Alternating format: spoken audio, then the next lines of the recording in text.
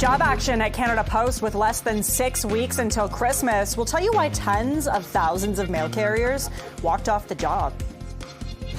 A man in his 20s is being treated for a gunshot wound following a harrowing incident in Scarborough. We'll tell you what happened. And concert goers are heading to the Rogers Centre again tonight for the second night of the Taylor Swift Eras Tour here in Toronto. This is Live at 5.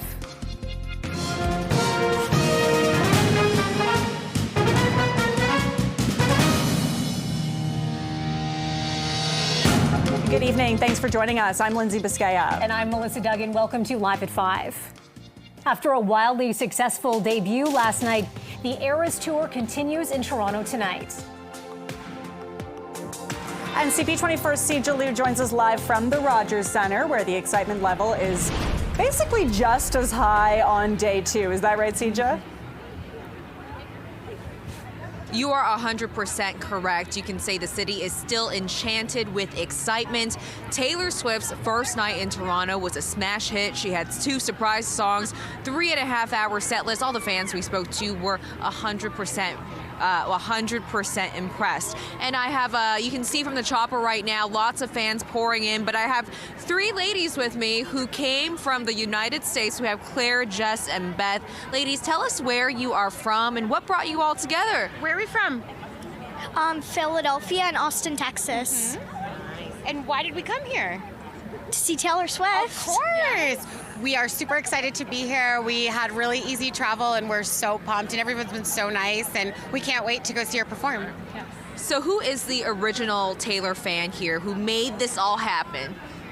It's her. It's really her. Yep. Yeah. She would tell him you took her to the. I think I've loved her, and so I kind of, it was just she spans eras literally, Clearly. And so Claire and I have really just grown to love her with each album, and so with this tour, it's just continued to grow, and our excitement has just exploded, and so we're so excited to be here together. Yeah. And Claire, this is not just a Taylor Swift concert, but also your first concert. How excited are you? So excited. Tell us, what do you love about Taylor Swift? She's loud, she's amazing. Her voice is so great. It's breathtaking. It's like amazing to be here right now. And you guys certainly stand out from the crowd with your amazing outfits. What went into these outfits?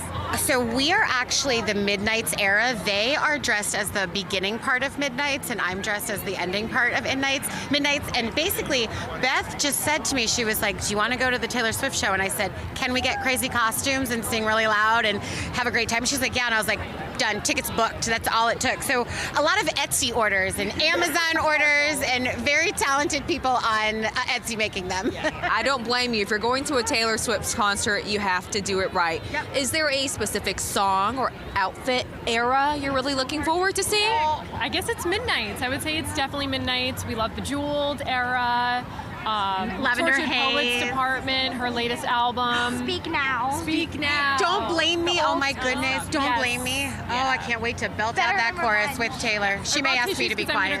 I'm gonna cry. It's gonna happen. Awesome. Yeah. Well, should we exchange some friendship bracelets before we get off air here? Yes. All right. Change with the cameraman too. Yeah, we will. All right. Well, we'll send it back to you for now as we exchange these friendship bracelets.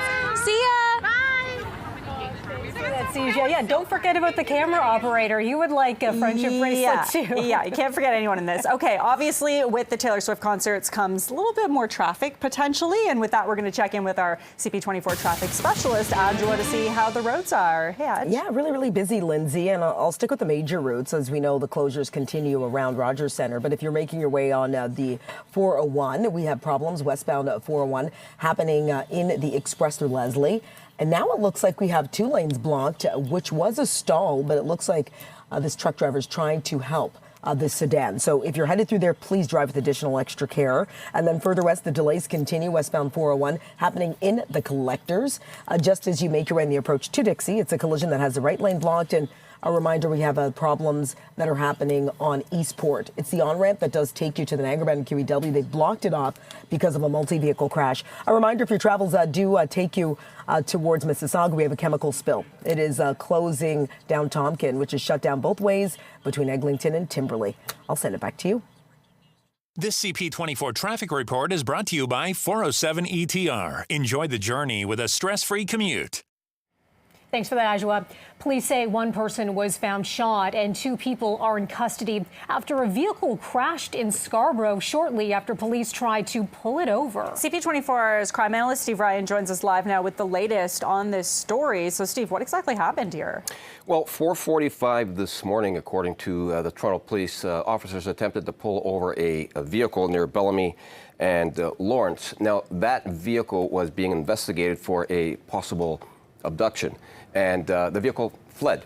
There was a brief pursuit, but the police called off the pursuit, and then some 3 hours later, that same suspect vehicle was involved in a property damage collision with another car at the Midland and McNichol, and the police were quick to get on scene, and through some very good police work, they were able to arrest 2 people, a young offender and a 19-year-old. 2 firearms were seized. And this was a confirmed abduction. It is believed that the man that was in the back of that car, a man in his 20s who had suffered a gunshot wound, was in fact abducted.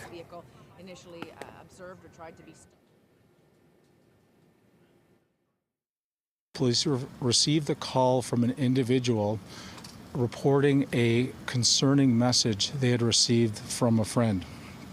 Basically, the message contained a photograph where the victim was being threatened with a firearm.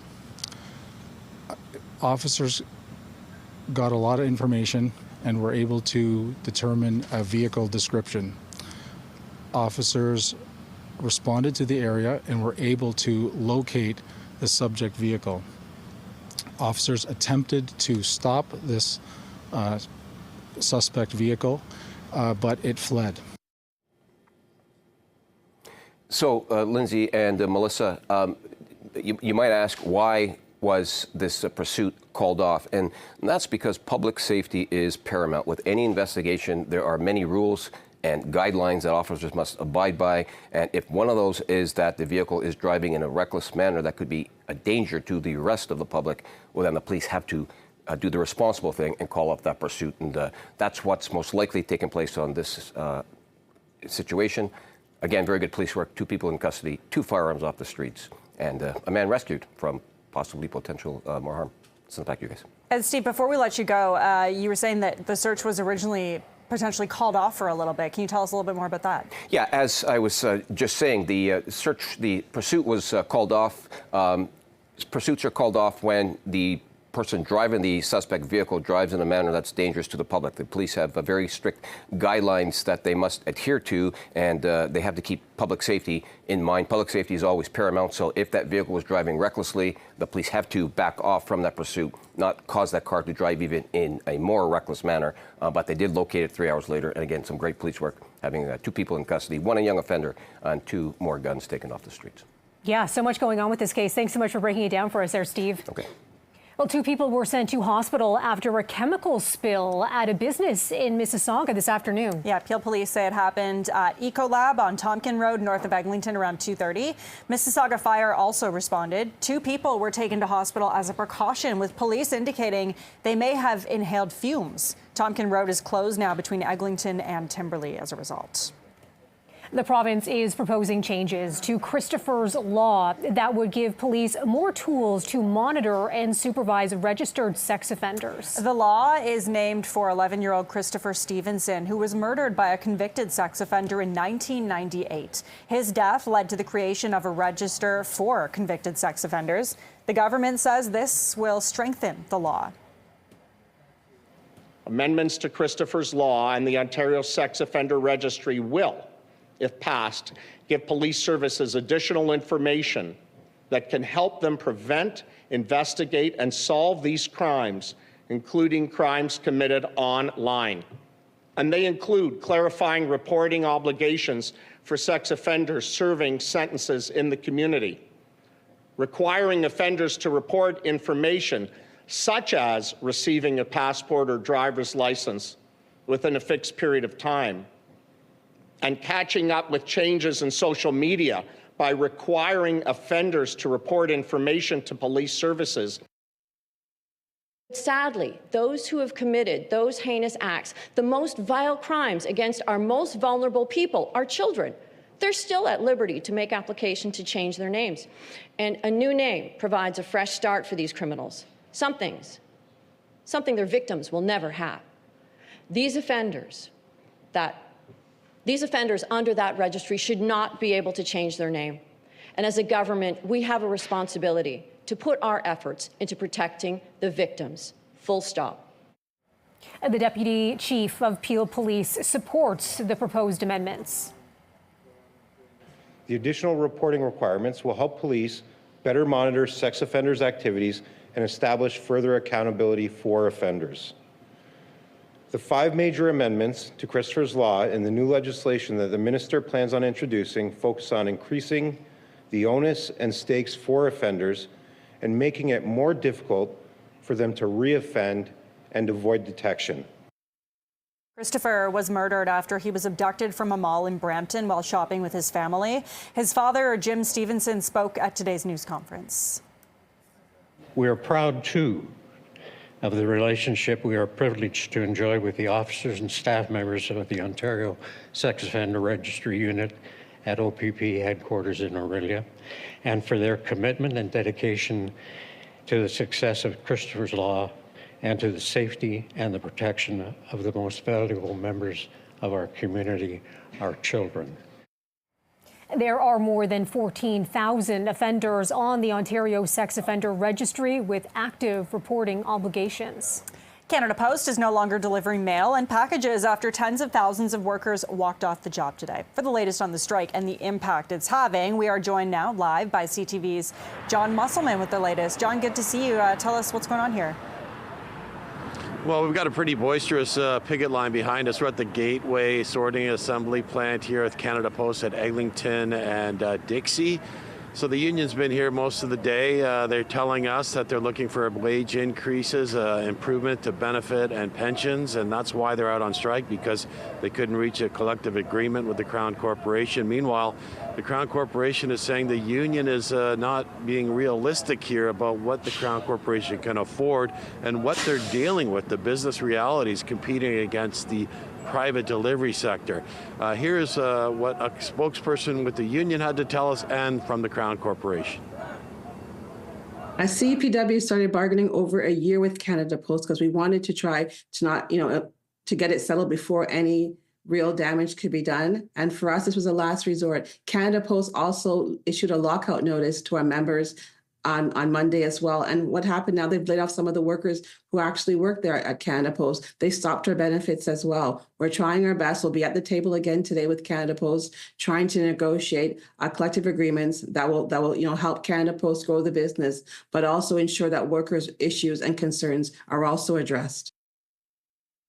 Talks are still ongoing. We don't have a deal yet, but the union, CUPW, has essentially shut down the postal service right across the country for all Canadians. We were still at the table last night. We're still at the table today. They've taken this step, which is quite frankly disappointing, given the amount of time we spent talking about issues and trying to work through them. But this is going to have a huge impact on charities. We're fundraising at this time of year, that small businesses that are just getting ready for their busy season, and remote northern communities that rely on Canada Post. So as you heard in those clips, there's disappointment on both sides here. The union says it does want to get back to the bargaining table. It doesn't want arbitration. It wants this to be settled at the bargaining table. We have no idea how long this will last, but we'll have to keep an eye on it. Reporting live, I'm John Musselman. I'll send it back to you. Update from the picket line there. Thanks for that, John. That's CTV's John Musselman reporting live for us tonight. And you are watching Live at 5. The FBI has released a new photo of a former Canadian Olympian wanted on murder and drug charges. More on this just ahead.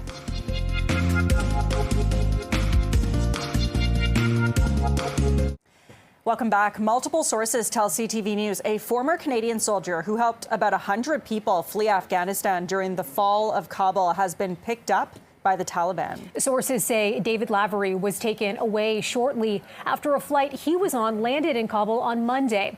His whereabouts, they're unknown. Sources believe he is being held by the Taliban. Lavery is known in Afghanistan as Canadian Dave. He spent years traveling into Afghanistan, where he operates his private security company in Kabul. Global Affairs Canada confirms it is aware of an incident involving a Canadian in Afghanistan. It says Canadian officials continue to monitor the situation closely and are providing consular assistance. And the FBI has released a new photo of a former Canadian Olympian wanted on murder and drug charges. A previous photo showed Ryan James' wedding with long hair. Well, police believe the new photo that's released of him, this one here, it better reflects what he looks like now. Wedding competed as a snowboarder in the 2002 Winter Olympics. He's accused of running a drug trafficking network and in the murder of a couple in Caledon in 2023 in a case of mistaken identity. Prime Minister Justin Trudeau is in Peru for meetings with leaders from around the globe. Yeah, Trudeau is attending the Asia-Pacific Economic Cooperation Summit in Lima. The group focuses on resolving trade barriers and forming better links across the Pacific Rim. Trudeau is set to take part in meetings today with various national and business leaders. He will then head to Brazil for the G20 Leaders Summit next week. Foreign Affairs Minister Melanie Joly is attending the APEC summit and talked about Canada's relationship with the U.S. after Donald Trump's election win. Let's all remember, Canada will be hosting the G7 next year. And so we also have an important role to play as the new administration is coming, but also the world is adapting to its, presence. Joly says she met with her Chinese counterpart today, and they discussed a range of issues, including foreign interference and combating fentanyl. In other news, further review suggests the federal government's planned cuts to immigration won't have as big of an impact on the housing shortage as they say. The parliamentary budget officer says the government's projections of non-permanent residents may not come to fruition, since those whose permits or visas aren't renewed may not necessarily leave the country. Ottawa is estimating Canada's population will decline by 0.2% in 2025 and 2026, which will in turn address the housing shortage. The Parliamentary Budget Office estimates Canada needs to build another 1.2 million homes by 2030 to close the housing gap.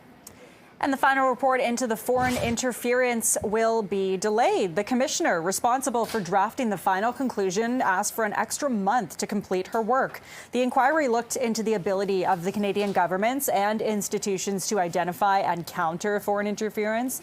It also held a series of policy roundtables to help develop recommendations.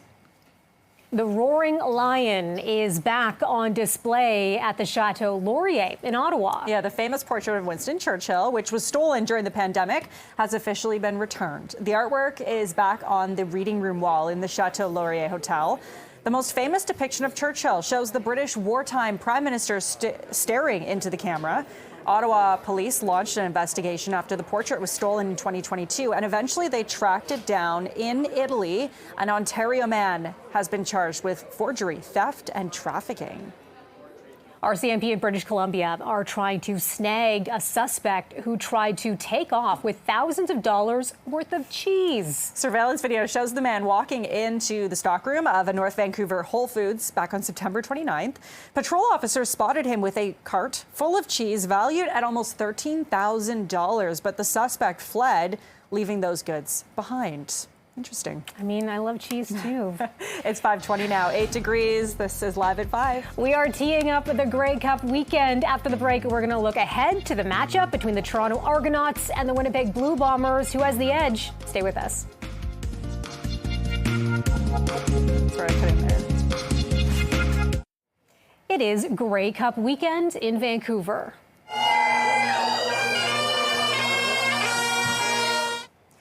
The Winnipeg Blue Bombers are making their 5th straight Grey Cup appearance, having won in both 2019 and 2021. They will take on the Toronto Argonauts, who beat them in the finals 2 years ago. The Argos will be without their star quarterback, though, Chad Kelly, who is badly injured in the East final last week. That means that backup Nick Arbuckle will see his first playoff action in the CFL and sets Toronto up as being the heavy underdog once again. And CFL play-by-play analyst Rod Smith has more on how the Argos could come out on top.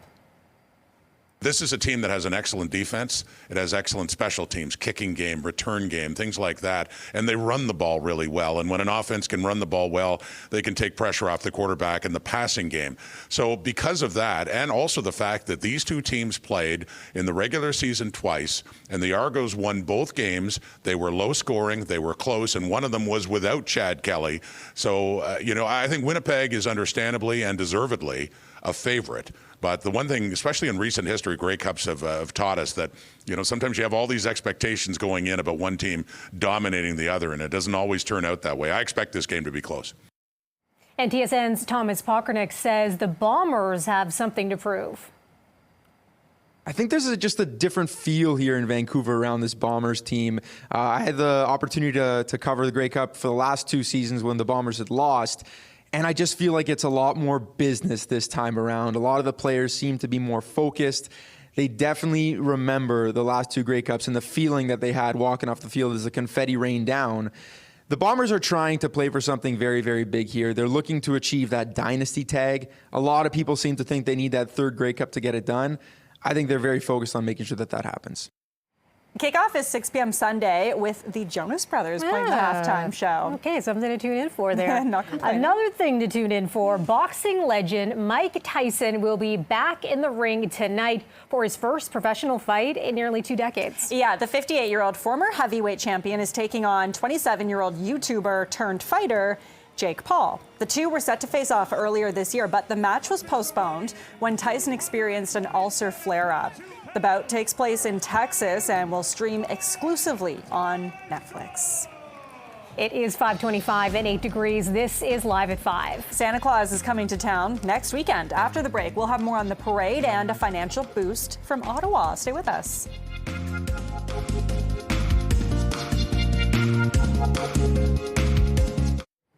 Welcome back. Santa is getting some help to continue spreading holiday cheer. It is coming from Prime Minister Justin Trudeau, who posted this to social media saying, "I heard the Santa Claus Parade Toronto is having a few challenges, so we're going to help them out. It's a great tradition, and we want to keep it going for years to come."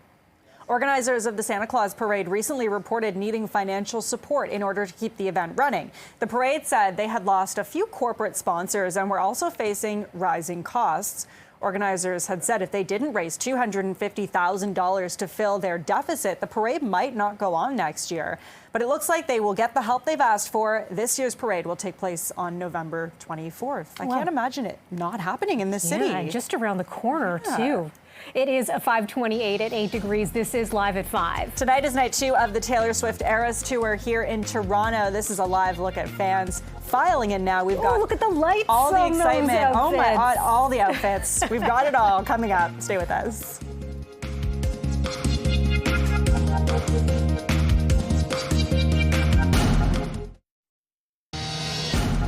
Job action at Canada Post with less than 6 weeks until Christmas to go. We'll tell you why tens of thousands of mail carriers walked off the job. And a man in his 20s is being treated for a gunshot wound after a harrowing incident in Scarborough. We'll tell you what happened coming up. And concert goers are heading to the Rogers Centre again tonight for the second night of Taylor Swift's Eras Tour here in Toronto. This is Live at 5.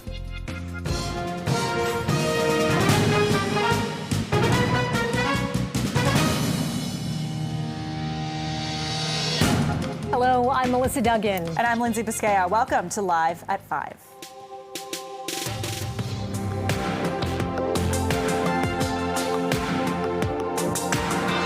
After a wildly successful debut last night, the Eras Tour continues in Toronto tonight. CP24's Sijia Liu joins us live from the Rogers Centre once again tonight for night 2. Lots of excitement where you are and amazing costumes They're looking as well. so great. Yeah. Yeah, the city is sparkling tonight. We've seen costumes that light up, sparkles from all the different eras. And speaking of costumes, I have 3 ladies here with me. They came all the way from Chicago just to see Taylor, and they are all decked out. Ladies, how excited are you to see Taylor? Really excited.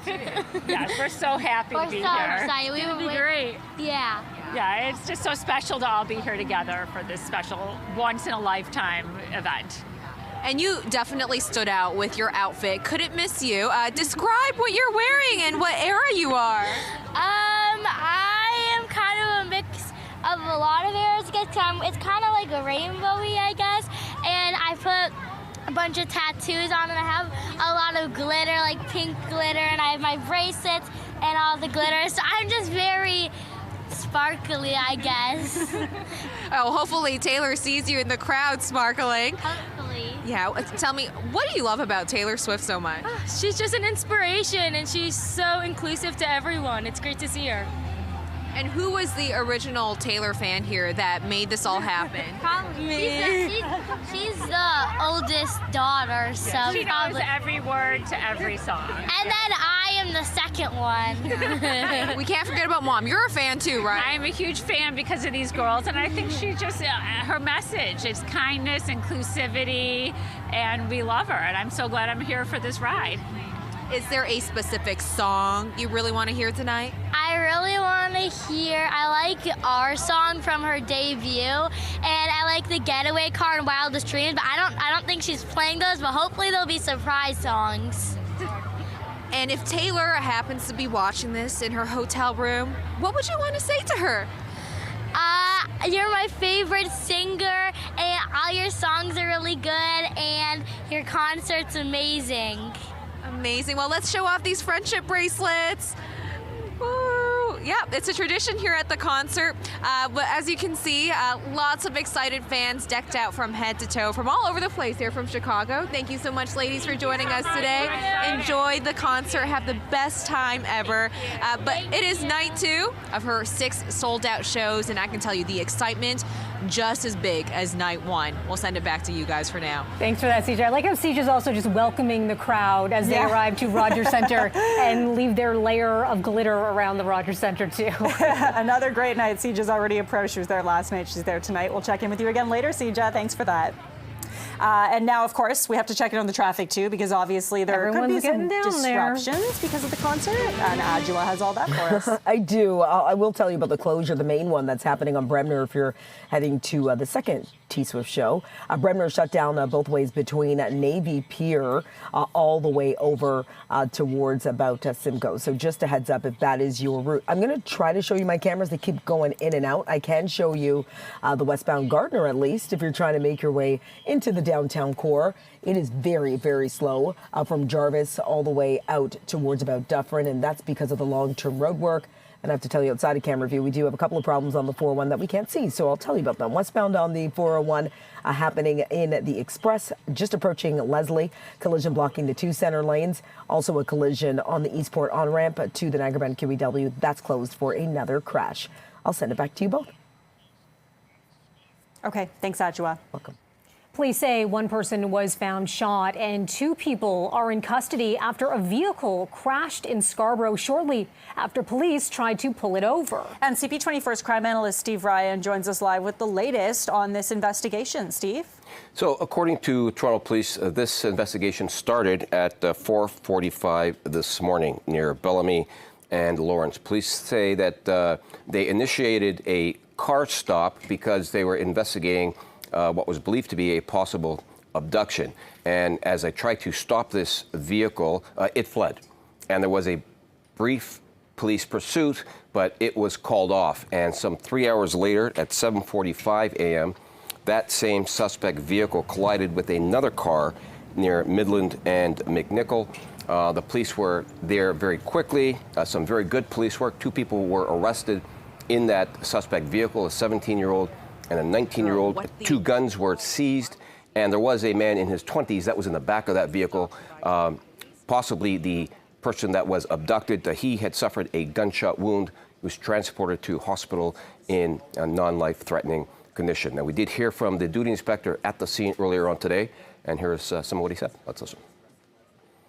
It fled, and eventually it was involved in a collision right behind me here at McMichael and Midland. In the vehicle were 2 suspects and the victim.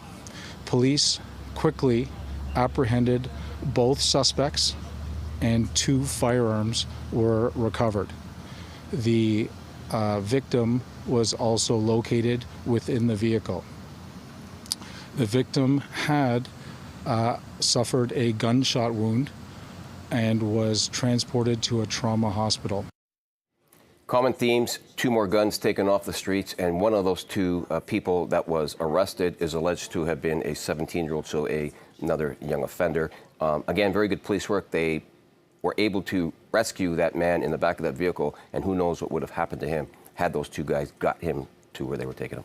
Yeah, and Steve, so there was a police chase initially, and then it was called off. Is that what happened there? Yeah, that's right. And the police are under strict rules and guidelines when it comes to engaging in police pursuits. And the big rule of thumb is public safety being paramount. So if they are initiating a pursuit and that vehicle takes off in a manner that is dangerous and reckless and that can cause damage to bystanders in the area, that pursuit has to be called off. And it appears as though that's what was done in this particular case. Public safety is number 1. It is paramount. And if, in fact, the police are concerned about the manner in which the suspect vehicle is driving away, they have to call it off.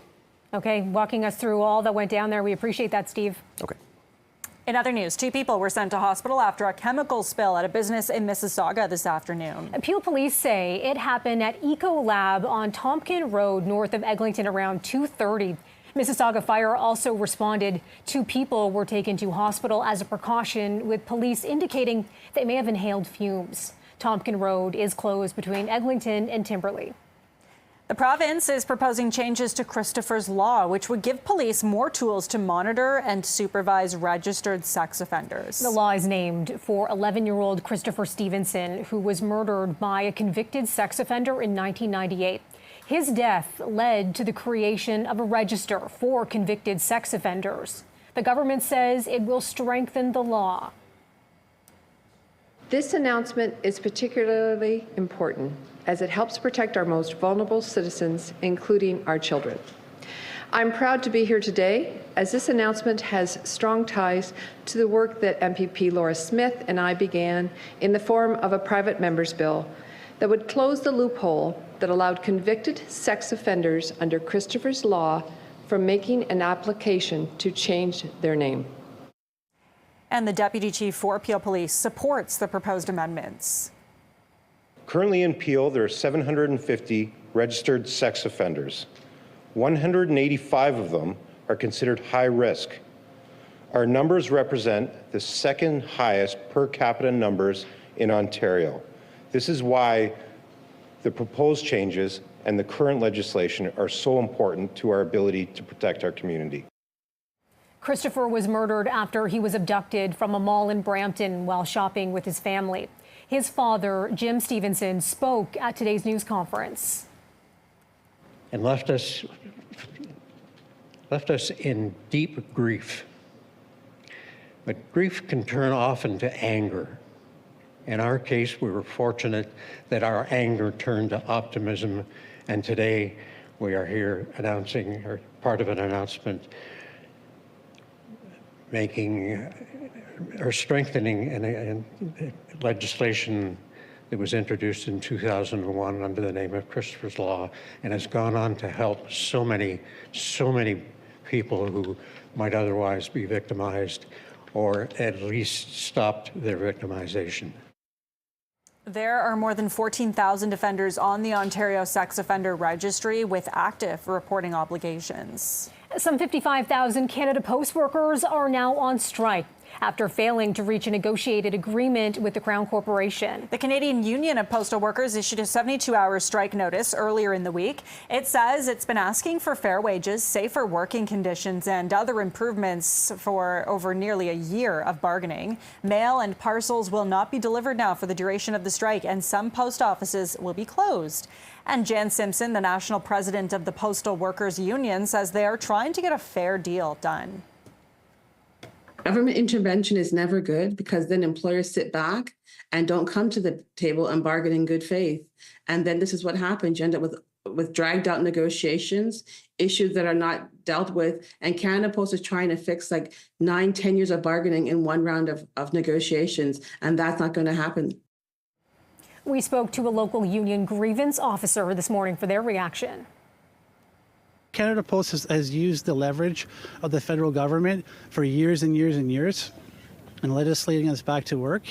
And it seems that Canada Post throws the fishing rod out and the Liberal government catches it and they reel them in. And we're not going to, I guess, we're not supporting any back to work legislation. And CFIB President Dan Kelly has more on how the strike will impact small businesses.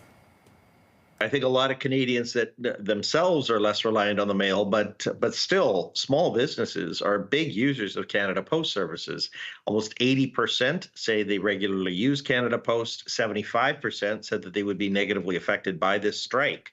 They use it to send payments to each other, so invoices and then paper checks back are still fairly heavily used for businesses in paying other businesses. They use it for marketing themselves, low-cost way of marketing to customers, and of course, increasingly, parcel delivery is covered all or in part by Canada Post for small shippers. These three things, especially in the lead up to the holidays, taken out of the system will be quite the hit. And the company, it says the strike is having a big impact on Canadians and businesses. Talks are still ongoing. We don't have a deal yet, but the union, CUPW, has essentially shut down the postal service right across the country for all Canadians. We were still at the table last night. We're still at the table today. They've taken this step, which is quite frankly disappointing, given the amount of time we spent talking about issues and trying to work through them. But this is going to have a huge impact on charities. We're fundraising at this time of year, that small businesses that are just getting ready for their busy season, and remote northern communities that rely on Canada Post. Teamsters Canada says its members at Purolator won't handle any packages postmarked or identified as originating from Canada Post during the strike. A spokesperson says the Canadian Union of Postal Workers has Teamsters' full support, and they believe good union jobs are essential pillars of Canadian society. It is 5:44 and 8 degrees. This is Live at 5. Coming up, the FBI has released a new photo of a former Canadian Olympian wanted on murder and drug charges. More on that just ahead.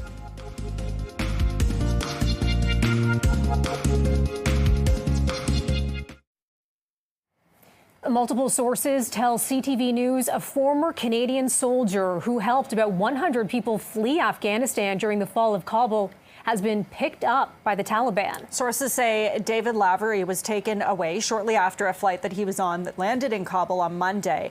His whereabouts are now unknown. Sources believe he is being held by the Taliban. Lavery is known in Afghanistan as Canadian Dave. He has spent years traveling into Afghanistan, where he operates his private security company in Kabul. Global Affairs Canada confirms it is aware of an incident involving a Canadian in Afghanistan. It says Canadian officials continue to monitor the situation closely and are providing consular assistance. The FBI has released a new photo of a former Canadian Olympian wanted on murder and drug charges. Yeah, a previous photo showed Ryan James Wedding with long hair. Police believe this photo of him better reflects what he looks like now. Wedding competed as a snowboarder in the 2002 Winter Olympics. He's accused of running a drug trafficking network, though, and in the murder of a couple in Caledon in 2023 in a case of mistaken identity. Prime Minister Justin Trudeau is in Peru for meetings with leaders from around the globe. Trudeau is attending the Asia-Pacific Economic Cooperation Summit in Lima. The group focuses on resolving trade barriers and forming better links across the Pacific Rim. Trudeau is set to take part in meetings today with various national and business leaders. He will then head to Brazil for the G20 Leaders Summit next week. And Foreign Affairs Minister Melanie Joly is also attending the APEC Summit and was asked about Premier Doug Ford's suggestion that Canada and the U.S. cut Mexico out of the free trade deal. I'm always happy to engage with Premier Ford. I know that many of my colleagues also from Ontario are doing so. But at the end of the day, what we want is predictability.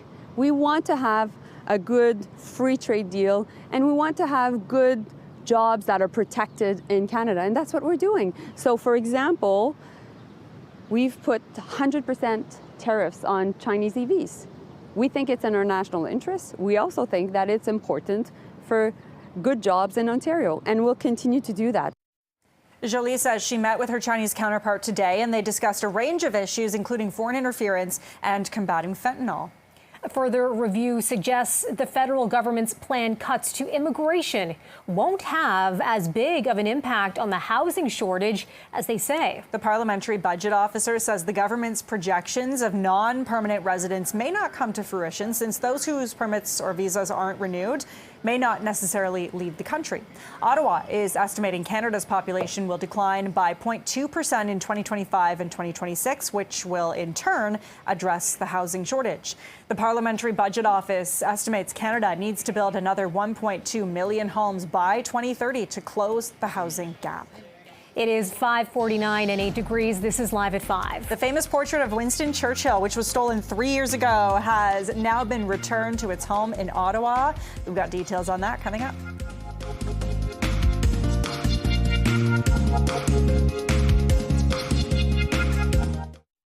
At least 10 people have been killed in a fire at a nursing home in northeastern Spain. Several others were hurt, including 2 people who remain in hospital in critical condition.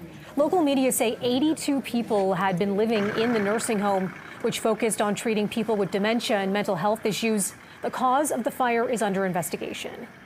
And former U.S. Vice President Al Gore slammed the fossil fuel industry in a fiery speech at the COP29 UN Climate Summit. The temperatures have been going up quite steadily.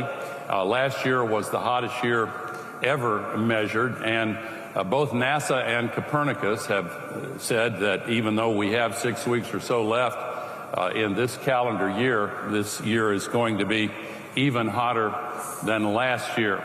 The 10 hottest years ever measured have been the 10 hottest years, and 2024 will take its place as the hottest. Nations at the climate talks in Azerbaijan are trying to set new targets to cut emissions. In other news, the roaring lion is back on display in Ottawa. The famous portrait of Winston Churchill that was stolen during the pandemic has returned. The artwork is back on the reading room wall in the Chateau Laurier Hotel. The most famous depiction of Churchill, taken by celebrated Canadian photographer Yusuf Harsh, is in 1941, shows the British wartime prime minister staring into the camera. Ottawa police launched an investigation after the portrait was stolen in 2022 and eventually tracked it down in Italy. An Ottawa man is charged with forgery, theft, and trafficking. It is 5:54 now. This is Live at 5. And another weekend is quickly approaching, which means it's a great time to catch a flick. After the break, we'll have film critic Richard Krause's picks. It's been really great for him. It's so great. Welcome back. Well, film critic Richard Krause joins CP24 with the lowdown on what's hitting theaters and streaming from home this week. Cool place. Welcome to the North Pole. Come again. Chris Evans and Dwayne Johnson star in the new Christmas action movie Red One. According to Krause, it's a typical action movie with plenty of CGI, including a giant snowman and a talking polar bear, but that couldn't save it from a 2-star review. story is pretty formulaic. This is like any number of action movies that we've seen before, just with a little bit of magic, a little bit of Christmas magic sprinkled on top of it.